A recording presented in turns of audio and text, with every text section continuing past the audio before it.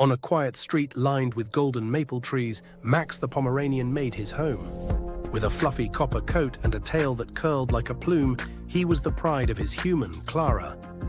Every morning, Max greeted Clara with excited yips and twirls, scampering at her heels as she made coffee. Evenings were reserved for their favorite ritual, a slow stroll around the block, Max sniffing at every leaf, Clara laughing at his squirrel-like curiosity. Life was simple, bright, and filled with shared routines. Max's world was small but perfectly complete. Until the morning it changed forever. A moving van rumbled to a stop next door, its doors flung wide to reveal crates, bicycles, and a commotion of strangers. Max barked at the disruption, his tiny body bristling with uncertainty. Among the newcomers was an elderly woman, Edith, and her teenage grandson, Lucas. Edith's hands trembled as she waved to neighbors, her gait careful and measured. Lucas sulked behind her, headphones glued to his ears, eyes fixed on the sidewalk. Suddenly, in a flash of orange, Max's leash slipped through Clara's fingers. Drawn by the scent of something new, he darted into the yard next door, barking at a startled Edith.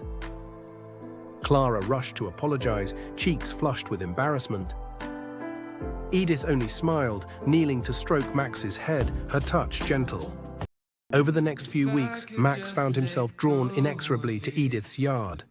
He would poke his nose through the fence, tail wagging, always met by Edith's soft voice and the crinkle of biscuit wrappers. She spoke to him as if he were an old friend, telling stories of her childhood, of dogs she'd once loved. Lucas, meanwhile, watched from a distance, aloof. As autumn crept in, Max began to notice something strange. Edith's visits to her garden grew less frequent, her voice softer. One cold evening, Clara mentioned that Edith was in the hospital. The neighborhood felt emptier, quieter. Max lingered by the fence, waiting.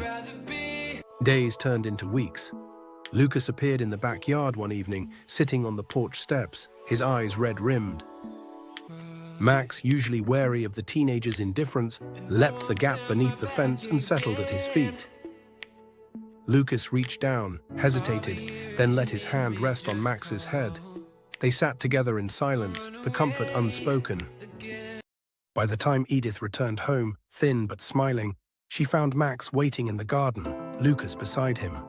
The unlikely friendship between boy and dog had formed in her absence, stitched together by shared worry and quiet hope. Clara watched from her kitchen window, her heart full. Max's world grew larger. He split his time between Clara's gentle affection and Edith's quiet wisdom, with Lucas throwing sticks for him in the backyard snow. In the spring, as the maples budded and the air warmed, Max led Edith and Lucas, Clara at their side, on walks through the neighborhood.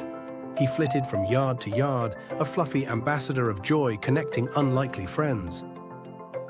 In the ups and downs of change and loss, Max became a bridge, reminding everyone that no divide, not even that of heartbreak or loneliness, is too wide for a little dog with a big heart. And so, on a street lined with golden trees, a Pomeranian's world grew boundless, rich with laughter, tears, and the love he had inspired.